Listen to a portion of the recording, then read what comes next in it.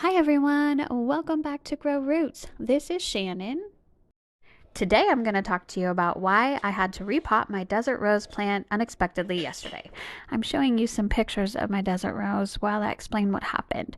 Here is a picture of it this growing season. This is its third growing season, and I got it in spring 2021 at Home Depot as a mislabeled diplodenia, and it was just a little cutting. Now it has grown huge. We got a major cold front that moved into North Texas yesterday, and temperatures were expected to get into the 30s last night. So I knew I had to bring it in yesterday. They do not survive freezes at all. So I thought it was going to be as simple as bringing the pot indoors, but I was wrong. I had placed it this last spring. I had placed its pot inside of a larger terracotta pot, and I did not realize that throughout this growing season, it had grown some massive roots outside of its pot and into the terracotta pot. Those roots were so massive, I knew I had to repot it. So here, I'm going to show you in just a second. I got it ready to repot. I got a pot that was just one size larger than the pot that I had, which is what you usually want to do. But when I took it out of its pot, lo and behold, look at that. Its caudex is massive. So its caudex is like a bulbous root, and it's what desert rose plants are famous for. They are supposed to get these large, beautiful caudexes.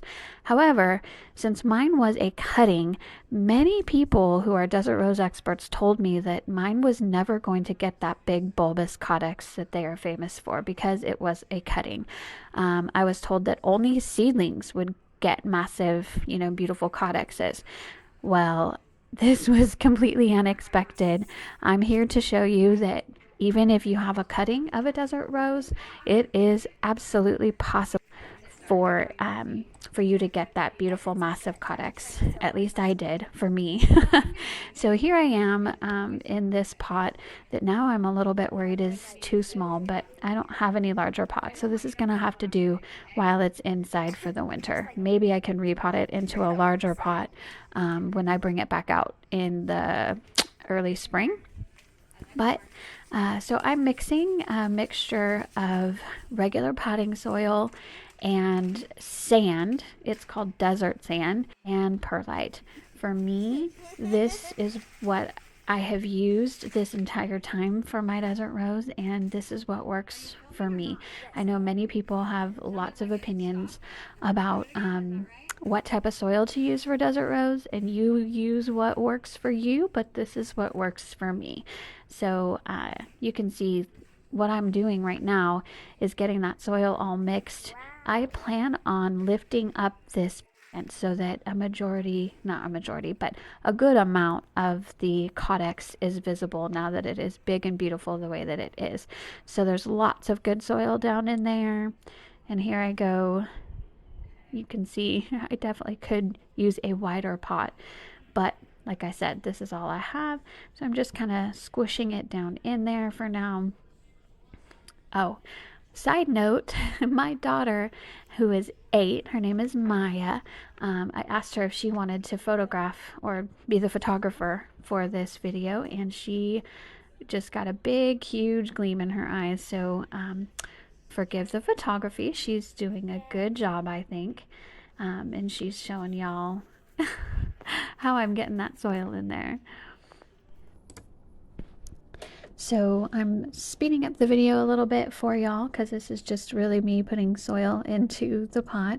But I'm just putting layers of potting mix and then some desert sand and then some perlite on top of that.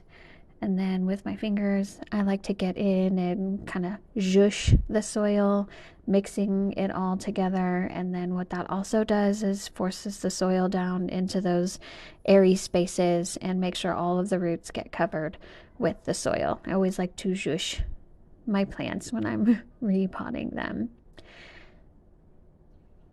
So desert rose plants, they really do need to be repotted for sure every 2 to 3 years. Like I mentioned before, this plant is almost 3 years old, and this is its third growing season. I've only repotted it once, and that was after its first growing season, and so it's been 2 full growing seasons.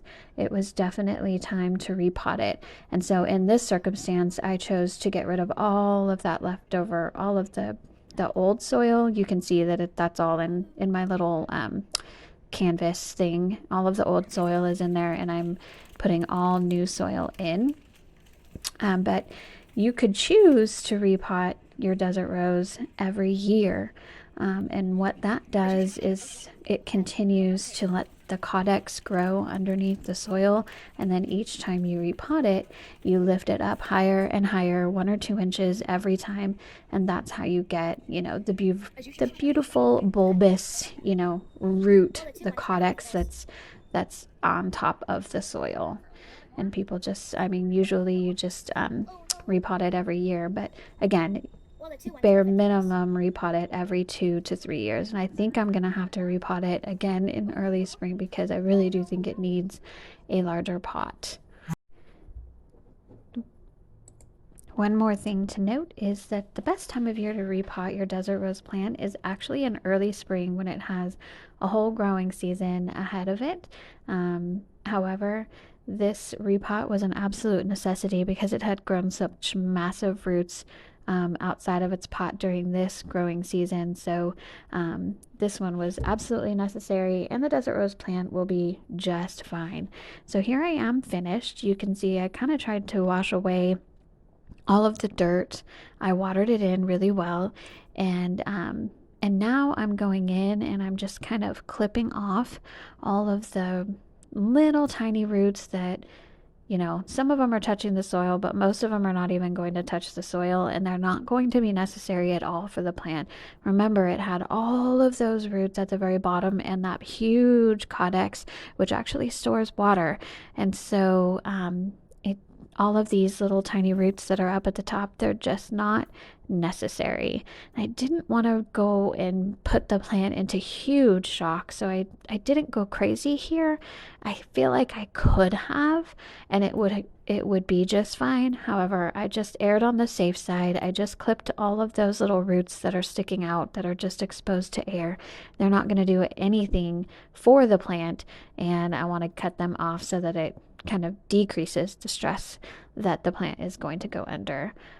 One last thing for me to talk about here is I will show you in a minute, but this plant is in bloom right now. It has bloomed for me from early spring all the way through late fall, and I'm bringing it in for the winter and putting it right here next to my grow lights, which is exactly where I placed it last time I brought it indoors. It was in this exact spot next to the grow lights, and it was blooming as well, and it kept its blooms. However, the season before that, it went into shock. I didn't have it under a grow light, and so it not only lost its blooms, but it also defoliated. Never fear, it came back in early spring, but this is just something to note. When you do bring it in, it is best if you leave it by a sunny window or under a grow light, and it probably will continue blooming for you. We'll see. I have never repotted it before I brought it in, so this plant might still go into shock just because it was repotted. But look at that beautiful caudex that's now not fully exposed, but it's exposed now where it was not before. And here are the blooms that I was talking about. Lots of buds, lots of blooms, and we will just have to see if it keeps those throughout the winter.